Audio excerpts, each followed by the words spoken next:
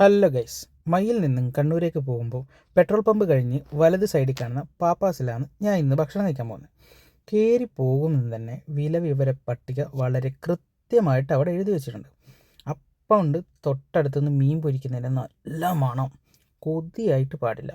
അപ്പം തന്നെ ഞാൻ കയറി ചോറ് ഓർഡർ ചെയ്തു. ചോറ് വന്ന് സാമ്പാറും മീൻകറിയും സൈഡ് കറികളായ വറവ്, അച്ചാറ്, പിന്നെ തൈര് എല്ലാം ഉണ്ടായിരുന്നു. ഞാൻ മുകളിൽ ചെറിയൊരു സ്പേസ് ആക്കി വെച്ചിട്ടായിരുന്നു ഇലേൻ്റെ മുകളിൽ. കാരണം ഈ നേരത്തെ പൊരിക്കുന്ന കണ്ട സാധനം ഉണ്ടല്ലോ, അത് വാങ്ങാൻ വേണ്ടിയിട്ട് ഒരു ഗ്യാപ്പ് ആക്കി വെച്ചിട്ടുണ്ട്. അപ്പോൾ അത് എൻ്റെ ഏറ്റവും ഫേവറേറ്റ് ആയിട്ടുള്ള പുയ്യാപ്പിള കട്ടിലാടി ഉണ്ടായിരുന്നു. ഒന്നും നോക്കിയില്ല ഓർഡർ ചെയ്ത്. ഞാൻ ഈ നുള്ളി കഴിക്കുന്നത് കൊതി കൊണ്ടല്ല, നല്ല ചൂടുണ്ട്.